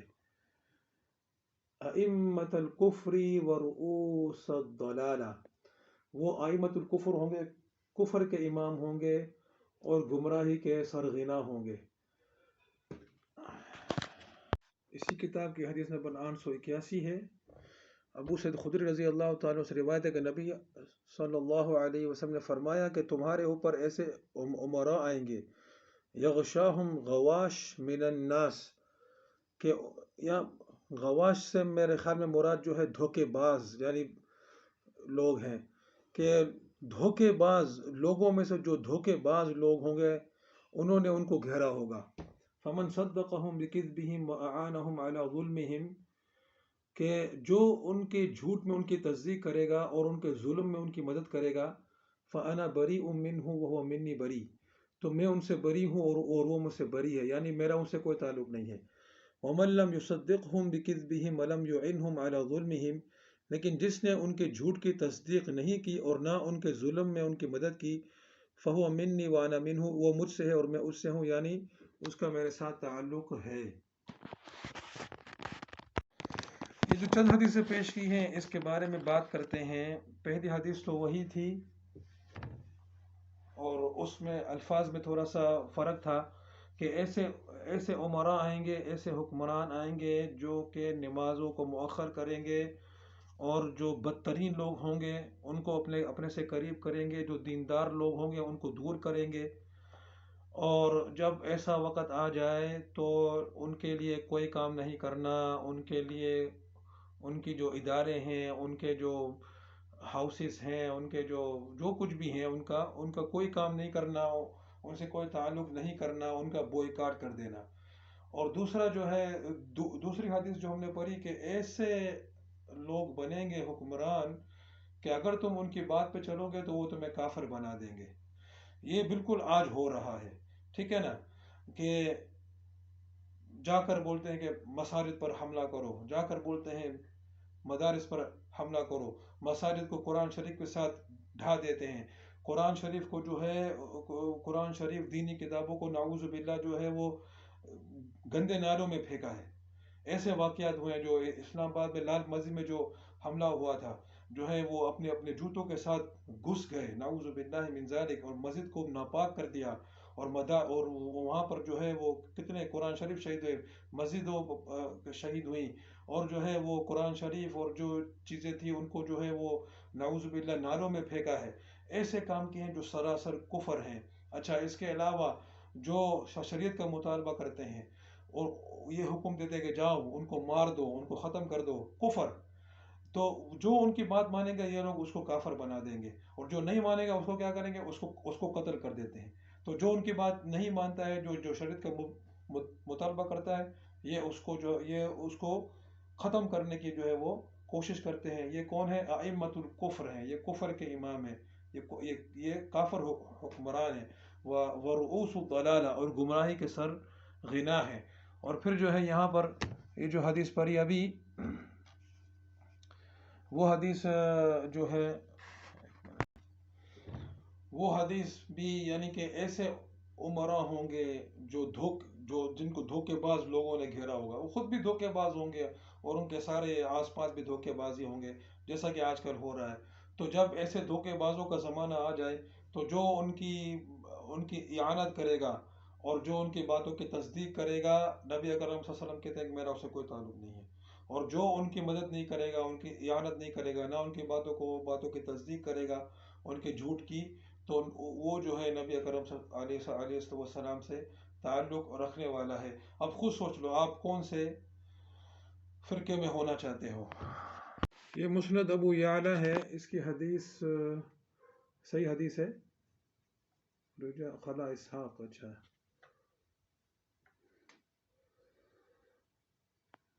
انشاءاللہ صحیح حدیث ہے، 2030 حدیث کا نمبر ہے۔ جابر ابن عبداللہ رضی اللہ تعالیٰ عنہ فرماتے ہیں کہ میں نے رسول اللہ صلی اللہ علیہ وسلم کو فرماتے ہوئے سنا کہ جس نے مخابرہ نہیں چھوڑا، من لم یذر المخابرہ فلیأذن بحرب من اللہ ورسولہ، جس نے مخابرہ نہیں چھوڑا تو وہ اللہ اور اس کے رسول کی طرف سے اعلان جنگ کو سن لے۔ اس حدیث کے بارے میں بات کرتے ہیں، پہلے دو اور حدیثیں پڑھ لیتے ہیں۔ یہ مسند ابو یعلا کی حدیث نمبر 5266 ہے۔ مسروق کہتے ہیں کہ ہم عبداللہ بن مسعود رضی اللہ تعالیٰ عنہ کے پاس بیٹھے تھے کہ ایک آدمی نے کہا کہ سحت کیا ہے؟ تو فرمایا الرشا، رشوت۔ فقال فی الحکم، کیا حکم کے اندر؟ قال ذاک الکفر، تو فرمایا یہ کفر ہے۔ ثم قرأ ومن لم يحكم بما انزل الله فاولئک هم الکافرون۔ ایک اور حدیث پڑھتے ہیں اسی کتاب سے، پھر جو ہے وہ تینوں حدیث کی ایک ساتھ بات کریں گے۔ عبداللہ بن مسعود رضی اللہ تعالیٰ عنہ سے روایت ہے کہ رسول اللہ صلی اللہ علیہ وسلم نے فرمایا بے شک اسلام جو ہے اجنبیت میں شروع ہوا اور وہ اجنبیت کی طرف لوٹ جائے گا، تو اجنبیوں کے لیے جو ہے وہ خوشخبری ہے۔ پوچھا گیا کہ اجنبی کون لوگ ہیں؟ فرمایا النزاع من القبائل۔ یہ حدیث بھی صحیح ہے۔ 3 حدیثیں پڑھی گئیں۔ پہلی حدیث میں ہے کہ نبی اکرم علیہ السلام نے فرمایا کہ جو کوئی مخابرہ کو نہ چھوڑے۔ مخابرہ کہتے ہیں زمین کو بٹائی پر دینا، کہ جو زمین کا مالک ہے وہ کسان کو زمین دے دے کہ کسان جو ہے وہ اس میں کھیتی باڑی کرے گا، اور جو پیداوار ہوگی اس کا 1/3 یا 1/4 جو بھی ان کا درمیان مقرر ہو وہ کسان کو ملے گا۔ تو اس کو کہتے ہیں زمین کو مخابرہ پر دینا، اور نبی اکرم علیہ السلام نے اس سے منع فرمایا ہے۔ تو نبی اکرم علیہ السلام نے فرمایا کہ جو اس کو نہیں چھوڑتا، یعنی ہم نے منع کر دیا، اب اگر وہ نہیں چھوڑتا ہے تو وہ ہماری طرف سے اعلان جنگ کو سن لے۔ تو اس حدیث کو بیان کرنے کا مقصد یہ ہے کہ دیکھیں یہاں پر جو ہے ایسے لوگوں سے مخاطبت کی جا رہی ہے جو مسلمان ہیں، کہ مسلمان ہیں اور اسلامی احکام کے پابند ہیں۔ تو جب نبی اکرم علیہ السلام نے ایک چیز سے منع فرما دیا تو اگر وہ اس کام کو نہیں چھوڑتے تو ان سے جو ہے وہ جنگ کی جائے گی۔ یہاں پر بہت سے لوگ یعنی کہ جو جہاد کے بارے میں ایک چیز یہ بھی ہے کہ شریعت نافذ کرنے کے لیے جہاد جائز نہیں ہے۔ شریعت نافذ کرنا، اللہ اکبر، یعنی پوری شریعت، یہاں پر تو ایک حکم پر اگر وہ جو ہے وہ تسلیم نہیں ہوتے، اس کو نہیں مانتے، اس پر عمل پیرا نہیں ہوتے، تو جو ہے ان کے خلاف جہاد کا حکم ہے۔ اور ایک اور حدیث بھی ہے جس میں ایک صحابی فرماتے ہیں کہ اے اللہ کے رسول میری قوم شراب نہیں چھوڑے گی۔ نبی اکرم علیہ السلام فرمایا کہ ان کو منع کرو، اگر وہ نہیں مانے تو پھر تم ان سے جنگ کرنا۔ اسی طرح صدیق اکبر رضی اللہ تعالی عنہ نے بھی مانعین زکوٰۃ کے ساتھ، زکوٰۃ نہ دینے والوں کے خلاف جو ہے وہ جنگ کی، وہ حدیث آ چکی ہے۔ اصل میں بات یہ ہے کہ اگر نہ ماننے والا صرف 1 یا 2 افراد ہوں تو اسلامی جو ریاست ہوتی ہے، جو اسلامی جو نظام ہوتا ہے، وہ ان کو جو ہے تعزیر کرتا ہے، ان کو سزا دیتا ہے، اور ان کو دوبارہ جو ہے وہ اسلام کا پابند کر دیتا ہے۔ اگر وہ ایک جماعت کی شکل میں، ایک جتھے کی شکل میں ہوتے تو پھر ان کے خلاف جنگ کی جاتی ہے۔ اور آج ہمارے پاس اسلامی ریاست ہی نہیں ہے، تو اسلامی ریاست کو قائم کرنے کے لیے ہمیں جنگ کرنی پڑے گی، ہمیں جہاد کرنا پڑے گا۔ اور ظاہر ہے جب ایک حکم کو چھوڑنے پر ان کے خلاف جنگ کا اعلان ہے تو ایسے لوگ جو کہ پوری شریعت کو معطل کر چکے ہیں، اس کو جو ہے وہ کینسل کر چکے ہیں، سسپینڈ کر چکے ہیں، اس کو منسوخ کیا میں اس کو بولوں، نعوذ باللہ من ذالک، یعنی ان کے نزدیک وہ منسوخ ہو چکی ہے، ان کے نزدیک وہ کوئی نعوذ باللہ دقیانوسی چیز ہے، اور وہ جو سلیبیوں کے قانون کے پر عمل کرنے والے ہیں، اور جنہوں نے جو ہے وہ دستور، قانون، دین انہوں نے خود اپنا بنایا ہوا ہے پارلیمنٹ کے ذریعے سے یا کسی اور کے ذریعے سے، تو ایسے لوگوں کو تو اسلام سے کوئی واسطہ ہی نہیں ہے، وہ تو کافر ہیں، ان کے خلاف تو جہاد ہی فرض ہوگا۔ اور پھر آپ نے دیکھا کہ دوسری جو حدیث میں نے پڑھی، اس میں ایک آدمی آتا ہے، عبداللہ بن مسعود رضی اللہ تعالیٰ سے پوچھتا ہے کہ السحت کیا ہے؟ سحت جو ہے وہ ناجائز کمائی کو کہتے ہیں، قرآن میں بھی اس کا یہ لفظ آیا ہے۔ تو عبداللہ بن مسعود رضی اللہ تعالیٰ عنہ فرمائے کہ رشوت جو ہے وہ ناجائز ہے، حرام ہے، سب سے برا جو ہے وہ رشوت ہے، کہ جو ہے رشوت کھا کر کسی کے حق کو مار دینا، کسی ناجائز کام کو کرنا اور جائز کام کو چھوڑ دینا وغیرہ وغیرہ۔ تو انہوں نے فرمایا کہ فی الحکم، یعنی کہ حکومت کے اندر، حکومتی معاملات میں، فیصلوں کے معاملات میں، تو انہوں نے فرمایا ذاک الکفر، کہ یہ کفر ہے۔ اور پھر انہوں نے جو ہے وہ آیت پڑھی وَمَن لَّمْ يَحْكُم بِمَا أَنزَلَ اللَّهُ فَأُولَٰئِكَ هُمُ الْكَافِرُونَ، کہ جو اللہ کے نازل کردہ قانون کے مطابق حکومت نہیں کرتے، فیصلہ نہیں کرتے، حکم نہیں کرتے، وہی لوگ کافر ہیں۔ یہ تو فرما دیا کہ اگر کوئی رشوت لے کر اللہ کے حکم کو تبدیل کر دیتا ہے، اللہ کے شریعت کو تبدیل کر دیتا ہے، قانون کو تبدیل کر دیتا ہے، جو ہے غلط قانون بناتا ہے، اللہ کی قانون سے کے خلاف قانون بناتا ہے، تو ظاہر قانون جو ہے اس کا تعلق حکومت ہی سے ہے، تو وہ تو یہ کفر ہے۔ یہاں پر انہوں نے فرما دیا کہ پارلیمان کے اندر اگر ایک آدمی جو ہے، مثال کے طور پر ایک آدمی جو ہے، ایک مسلمان جو ہے، اگر وہ اللہ کے کسی حکم، یعنی کہ اس نے اسلام کو پورا قبول کر لیا ہے، ایمان لے آیا ہے، ابھی اعمال کی میں بات کر رہا ہوں، جیسے مثال کے طور پر جو ہے وہ اگر زنا کرتا ہے، تو اللہ نے فرمایا لا تقربوا زنا، زنا کے قریب بھی نہیں جاؤ، لیکن وہ مانتا ہے کہ زنا حرام ہے، اور جو ہے وہ اس کے باوجود وہ زنا کا ارتکاب کرتا ہے، وہ اس بات کو سمجھتا ہے، مانتا ہے، وہ اس بات کو سمجھتا ہے، مانتا ہے کہ وہ حرام کام کر رہا ہے، وہ اس بات کو سمجھتا ہے اور مانتا ہے کہ اور وہ دل میں اس کام کو کرنے سے مطلب یہ نہیں ہے کہ وہ اس کام کو یہ سمجھتا ہے کہ یہ کام کچھ بھی نہیں ہے، استخفاف نہیں کرتا ہے اس کا۔ استخفاف کہتے ہیں کہ شریعت کے کسی حکم کو معمولی سمجھنا، چاہے وہ اسے مانتا بھی ہو۔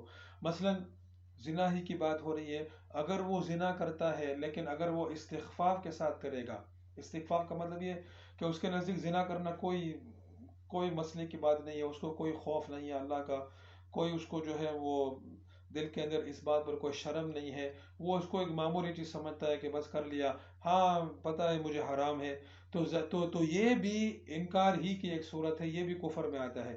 لیکن اگر وہ استخفاف بھی انکار نہیں کرتا، استخفاف بھی نہیں کرتا، بلکہ وہ سمجھتا ہے کہ وہ ایک برا کام کر رہا ہے، سنگین کام کر رہا ہے، اس کے اندر جو ہے اس بات کی اہمیت ہے کہ وہ جو ہے ایک حرام کام کا مرتکب ہے، تو اس صورت میں وہ کافر نہیں ہوگا، وہ فاسق ہوگا، ٹھیک ہے۔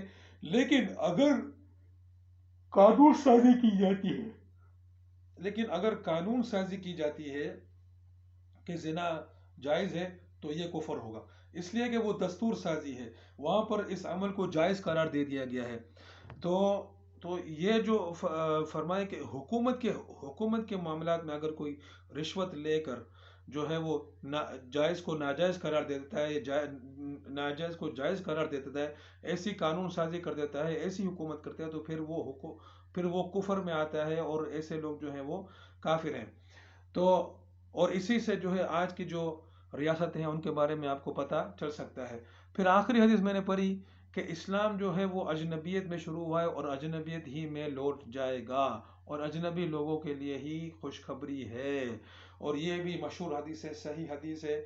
آج جو ہے وہ اجنبی ہو گئے ہیں، یعنی کہ ہم لوگ اجنبی ہو گئے ہیں، جو قرآن و حدیث کی بات بتا رہے ہیں، جو صحیح بات بتا رہے ہیں، جو جہاد کی بات کر رہے ہیں، جو خلافت کی بات کر رہے ہیں، جو اسلامی شریعت کے نفاذ کی بات کر رہے ہیں، جو شریعت قائم کرنے کے لیے جہاد کی بات کر رہے ہیں، وہ اجنبی بن گئے ہیں، اور جو ہے وہ جہاد میں تعریف کر رہے ہیں، شریعت جو ہے خلافت میں تعریف کر رہے ہیں، اور جو ہے شریعت کو قائم کرنے کے بارے میں اس میں تعریف کر رہے ہیں، شریعت کو نافذ کرنے کے بارے میں اس میں تعریف کر رہے ہیں، وہ جو ہے وہ لوگوں میں مشہور ہو گئے ہیں، لوگوں نے ان کو اسلام کا ترجمان سمجھ لیا ہے۔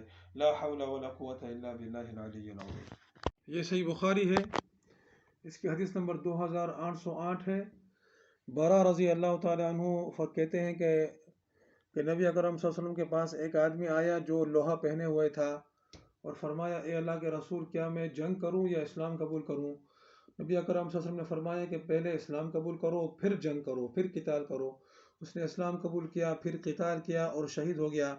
رسول اللہ صلی اللہ علیہ وسلم نے فرمایا کہ اس نے عمل تھوڑا کیا مگر اس کو اجر بہت زیادہ ملے گا۔ اس حدیث کو بیان کرنے کا مقصد بھی وہی ہے کہ یہاں پر بھی دیکھیں، ایک آدمی آتا ہے اور جنگ کے لیے تیار ہے، اور نبی اکرم صلی اللہ علیہ وسلم سے پوچھتا ہے کہ پہلے میں اسلام قبول کروں یا پہلے میں قتال کروں؟ تو فرماتے ہیں کہ پہلے اسلام قبول کرو، پھر قتال کرو۔ اسلام قبول کرتے ہیں، قتال کرتے ہیں اور شہید ہو جاتے ہیں، کبھی نماز بھی نہیں پڑھتے، کبھی نماز سیکھتے بھی نہیں ہیں، اور جو ہے وہ جنت میں پہنچ جاتے ہیں۔ تھوڑا تھوڑا عمل کرتے ہیں لیکن اجر بہت زیادہ ہے۔ تو یہ جو حدیث ہے، یہ اور بھی بہت ساری ایسی بہت سی ایسی جو ہے اور بھی احادیث ہیں جو ہم نے ذکر کر دی ہیں۔ سب کا مقصد یہی ہے کہ بھائی کہ جو لوگ آج کہہ رہے ہیں کہ پہلے پورے دین کو لاؤ جہاد کے علاوہ، ہاں جہاد کو چھوڑ دو، پورے دین کو لاؤ، جہاد کو چھوڑ دو، جب پورا دین آ جائے پھر اس کے بعد جہاد کے بارے میں سوچنا، لا حول ولا قوت الا باللہ العلی العظیم۔ یہ کیا باتیں ہو رہی ہیں بھائی؟ جہاد کے بغیر دین کیسے آئے گا؟ جہاد تو ہے ہی دین کو قائم کرنے کے لیے ہے۔ جب جہاد ہوگا تو دین قائم ہوگا، دین نافذ ہوگا، دین لوگوں کی زندگیوں میں آئے گا، دین جو ہے وہ قانون بنے گا، دین دستور بنے گا، دین آئین بنے گا۔ تو یہ سب کے سب جہاد ہی کے ذریعے ہوگا۔ تو جس طرح ہم نماز روزوں کے بارے میں یہ نہیں کہتے کہ پہلے پورے دین کو لاؤ پھر پڑھیں گے نماز، نہیں، اس طرح جہاد کے بارے میں بھی ہم اس طرح نہیں کہہ سکتے ہیں۔ ہمیں جہاد کرنا پڑے گا، ہمیں نماز پڑھنی پڑے گی۔ یہ جو ہے آخری حدیث ہے، اس کے بعد انشاءاللہ پارٹ 3 کو مکمل کر دیں۔ صحیح ابن حبان کی حدیث نمبر 4872 ہے۔ یہ بہت طویل حدیث ہے، صلح حدیبیہ کے بارے میں ہے۔ اس کا جو حصہ جو ہم یہاں دکھانا چاہتے ہیں وہ ہے یہ والا۔ فخرج حتى أتى صيف البحر قال وتفلت منهم أبو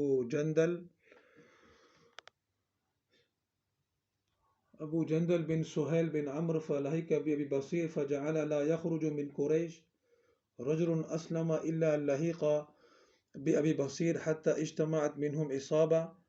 قال فوالله ما يسمعون بعير خرجت لقريش إلى الشام إلا اعترضوا لها فقتلوهم وأخذوا أموالهم. فأرسلت قريش إلى النبي صلى الله عليه وسلم تناشده الله والرحم لما أرسل إليهم ممن أتاه فهو آمن. فأرسل النبي صلى الله عليه وسلم إليهم فأنزل الله وهو الذي كف أيديهم عنكم وأيديكم عنهم ببطن مكة حتى بلغ حمية الجاهلية.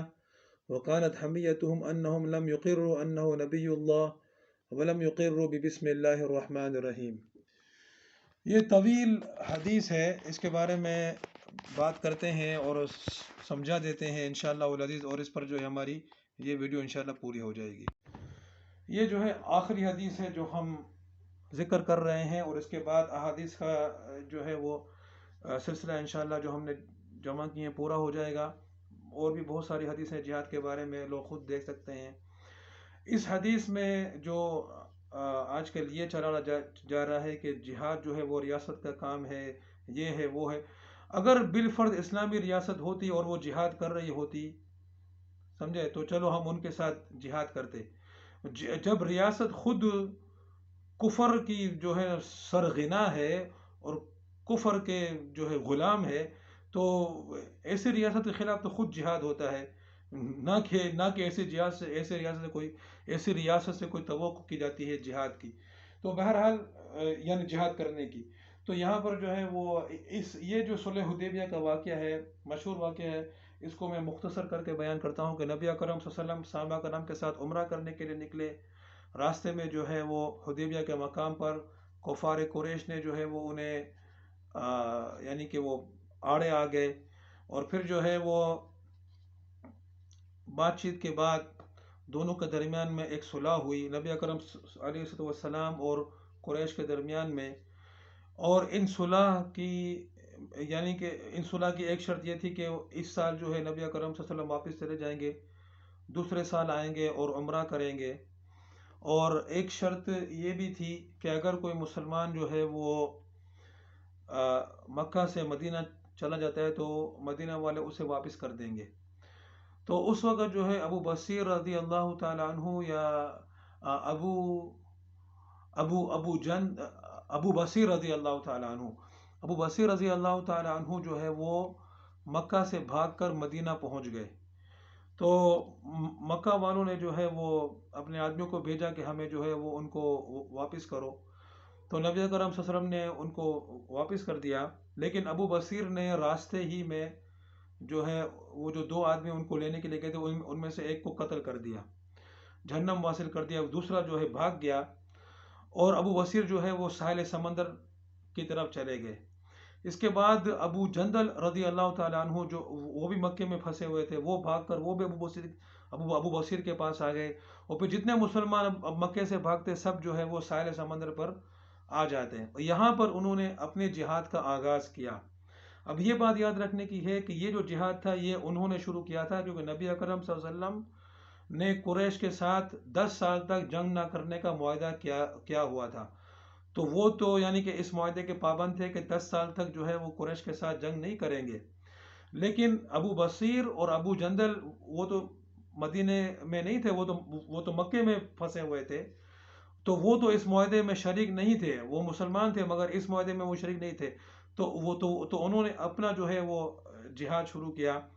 جو ہے وہ سمجھ لیں کہ انہوں نے ابو بصیر کو امیر بنا لیا اور جو ہے جہاد شروع کیا. جہاد کیا گیا انہوں نے کہ قریش کے جو بھی قافلے تجارتی قافلے شام کی طرف جاتے ان پر حملہ کرتے، لوگوں کو قتل کر دیتے اور جو ہے وہ مال کو لوٹ لیتے اور اس کو مال غنیمت بنا لیتے. تو قریش جو ہے وہ ان سے اتنا تنگ آ گئے کہ وہ نبی اکرم علیہ السلام کے پاس آئے اور کہا کہ ابھی جو بھی مکے سے آپ کے پاس آئے آپ ان کو رکھ لیں، ہم جو ہے وہ ان کا مطالبہ نہیں کریں گے. اور پھر جو ہے وہ نبی اکرم صلی اللہ علیہ وسلم نے جو ہے وہ ان صحابہ کو لکھا کہ وہ بھی جو ہے مدینے آ جائیں. اب یہاں پر یہ بات پتہ چل گئی کہ جہاد کرنا صرف ریاست کا کام نہیں ہے، اور جہاد جو ہے وہ یہ بھی ضرور نہیں کہ جہاد جو ہے وہ ریاست ہی ڈکلیئر کرے. جہاد جو ہے وہ جہاد ہے، وہ سب پر فرض ہے. یہاں پر ریاست نے یعنی کہ نبی اکرم صلی اللہ علیہ وسلم نے قریش کے ساتھ معاہدہ کر لیا ہے، ٹھیک ہے، 10 سال تک. تو ریاست تو اس معاہدے کی پابند ہے. اچھا، اب انہوں نے یہ معاہدہ تو قریش کے ساتھ کیا تھا، لیکن انہوں نے پھر ان 10 سالوں میں دوسرے جو ہے وہ کفار کے ساتھ جہاد کیا. انہوں نے خیبر پر حملہ کیا.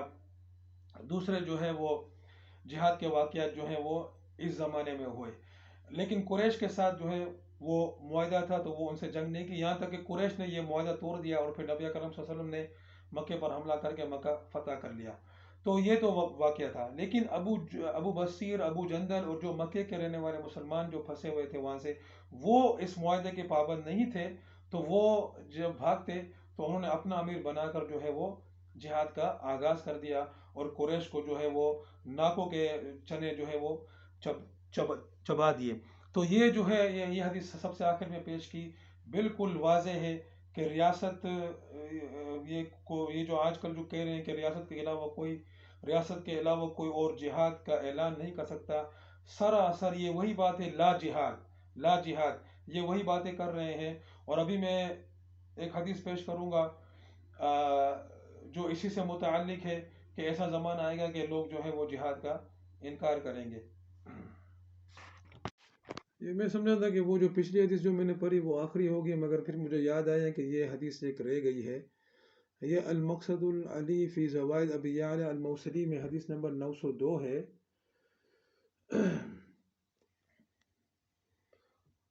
رسول اللہ صلی اللہ علیہ وسلم کا ارشاد ہے الخیل معقود فی نواسیہ الخیر الی یوم القیامہ، کہ گھوڑا جو ہے اس کی پیشانی میں خیر جو ہے قیامت تک کے لیے باندھ دی گئی ہے۔ اشتروا علی اللہ، یعنی اللہ پر بھروسہ کر کے اس کو خریدو، واستقرضوا علی اللہ، اور اللہ پر بھروسہ کر کے جو ہے اس کو ادھار بھی لے لو، یعنی اگر پیسے نہیں ہو تو۔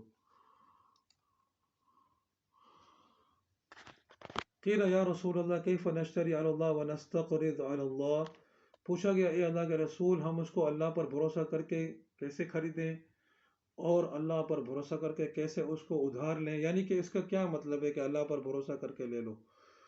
قال قولوا اقرضنا الى مقاسمنا وبئنا الى ان یفتح اللہ لنا، تو نبی اکرم علیہ السلام نے فرمایا کہ اس طرح کہو کہ بھائی ہمیں اپنا گھوڑا، ہمیں جو ہے گھوڑا ادھار دے دو، یہاں تک کہ ہمیں جو ہے اپنے مال غنیمت کا حصہ ملے گا، ہم اس پر جہاد کریں گے، اور ہمیں جو ہے وہ گھوڑا بیچ دو یہاں تک کہ اللہ پاک ہمیں فتح عطا کرے۔ لا تزالون بخیر ما دام جہادکم خضرا، تم جو ہے جب تک خیر میں رہو گے جب تک کہ تمہارا جہاد تر و تازہ رہے۔ وَسَيَكُونُ فِي آخِرِ زمان قوم یشکون فی الجہاد، آخری زمانے میں ایسی قوم آئے گی کہ جو جہاد میں شک کرے گی۔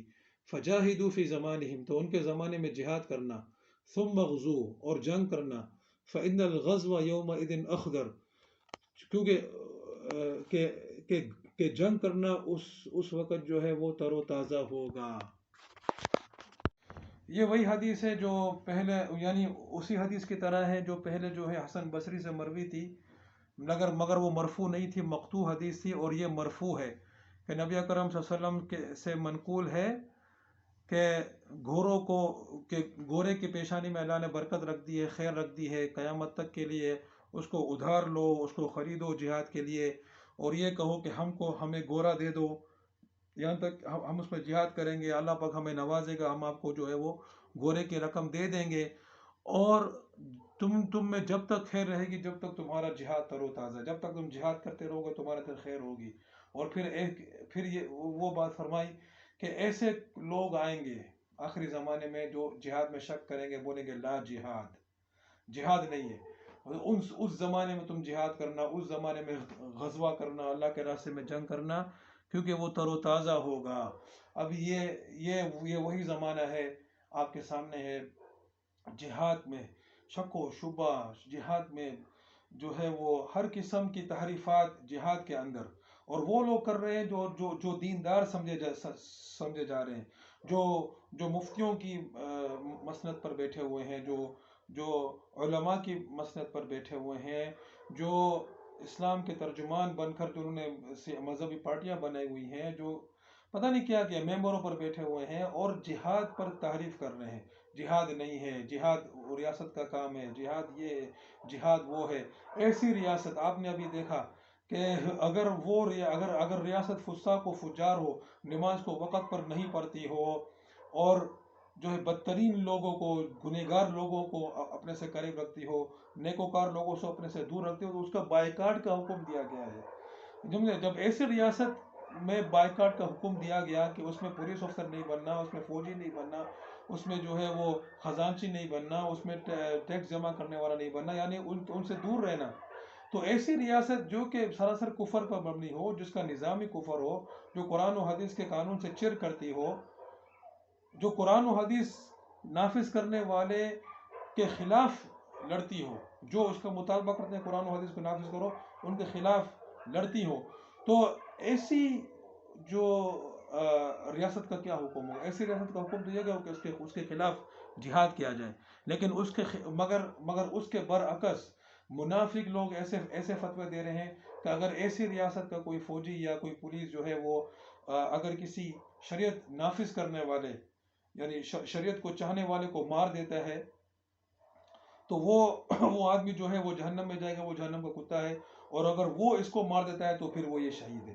لا حول ولا قوت الا باللہ، ایسا کفر بک رہے ہیں، یعنی کہ جو کفر کے لیے لڑ رہا ہے اس کو شہید بنا دیا، اور جو اسلام کے لیے لڑ رہا ہے اس کو جو ہے جہنم کا کتا بنا دیا. تو یہ جو ہے یہ اس طرح بولنے سے کچھ نہیں ہوگا. اس طرح بولنے سے وہ جہنم کا کتا نہیں ہو جائے گا, اور اس طرح بولنے سے یہ کافر شہید نہیں ہو جائے گا.